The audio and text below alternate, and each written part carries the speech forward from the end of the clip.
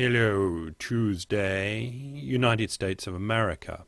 Men and women participation rates 25 to 54-year-olds, so 25 to 54 peak earning, peak working time for the girls and the boys. The girls are in pink and the boys are in blue. Going all the way back to 1948. I've put the two vertical bars in. See if you agree. I'm not sure. Let's follow the pink first, which the girls working. Only a third of girls worked in 1948 after the Second World War. It was up to half were working it by 1970. But it ran up very, very quickly after 1970, all the way up to 70% by about 1990. It really steeply went up. But you can see for the boys in blue, it really started going down ever so slightly in 1970. So the girls went up and it started levelling out in the early 90s. For the girls and the boys, green is both of them amalgamated together, and we can really see since the year 2000 both have been on their way down. Yeah. Interesting, the shape of all that. Especially when charts go back to 1948. It gives us a good view of things. Right, this is from Economic Pick Data, and it only goes back to summer of 2010, but it shows us that unemployment has come down by about 2,000, so 2 million in that short time. Say it's summer of 2010 to summer of 2012, so about 2 years. But commensurately, is that the right word? I think it is. Disabled and not working has gone up by 2 million. Read the article, and there's a subsequent article there trying to explain that. As he says, he doesn't know much about it, but there must be something going on there, that so many people are coming probably off the unemployment rolls, but going, at least trying to get onto the disability rolls. Yeah. Right. Alea, who I follow by Twitter, has given us this, which is an interesting sort of thing to know. Cash, as in banknotes, in circulation in various countries as a percentage of their GDP. Now, Japan has 12% of their GDP out there in yen notes. Forget the little coins, but yen notes. Switzerland, only 8% of the GDP is out there in cash. Germany, that is a bit of a typo by Alea, 6.5. The United States, only 5.5% of the entire GDP is out there in cash, and a mere 3.5% for the United Kingdom.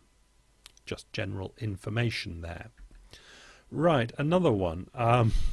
This is our old friend. I can remember, was it a year ago now? Could even be a year ago, where I was going on about the ECB being left to hold the baby, and the sovereigns had gone off partying, and then gone off on a holiday together, and then gone off for a year-long break to find themselves in India and things. Anyway, Market News gives us Kerr, who works for the central bank, Benoit, I think his name is. Sovereign bond buying now a task for the ESM, not the ECB. So the ECB is basically stormed out, and it shut the door and said, "You've abused me. I am a never coming back." Aix-en-Provence, a nice place in south of France. The European Central Bank's bond buying program remains theoretically open, as in I could look after the baby theoretically again, but that role is now more properly played by the European Stability Mechanism, the ESM, which is the follow-on from the EFSF. ECB Executive Board member Benoit Kerr has said on Friday, basically, ECB is saying, we're out of here now, and it's up to you, governments, with your new little maid, ESM to look after the children again, and the children are themselves and their sovereign money needs. FT markets. Money market funds close after ECB cuts. Now I'll read this and see if I can make a couple of comments of sense from it.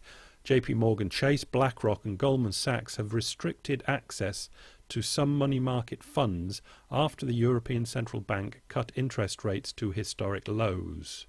A bad opening paragraph, because we learn later that isn't the correct link. The moves highlight the struggle for yield. This is the yield problem. I have a money and I want to make more money out of my money, but I can't find anywhere to put it. Nobody will give me any yield that is safe. Struggle for yield in an ultra-low interest rate environment. On Thursday, the ECB reduced its benchmark rate to a record low of 0.75% from 1%. That's the kind of the thing that they call the Fed funds rate or target rate, or just generally in the media, the interest rate. The ECB have lowered it from 1 to 0.75%. But this is more important, and cut its deposit rate from 0.25% to 0. Fund managers warned interest rates were skirting negative territory. Now what we have here is, like the Fed pays some money on reserve deposits, reserves at the central bank, the ECB did. It paid 1/4, and now it pays nothing. Like the Eltro money, was a lots of collateral going into the central bank for cash going to the banks. The idea was that the banks then bought government bonds with it to look after the children, but they didn't. To a greater extent, they put it straight back in the central bank and earned 0.25% on it, basically losing money, borrowing at 1%, depositing at the central bank at 0.25%, losing money, but they were happy with that because they had that reserve money to do necessary paying back, basically, of the money that they've borrowed of bonds. Right, so now they don't earn a thing. But banks, what they were doing, they were taking money from the headline here, money market funds, who can't break the buck, but are desperate to get something above 0 for their money safely. Money market funds must be safe.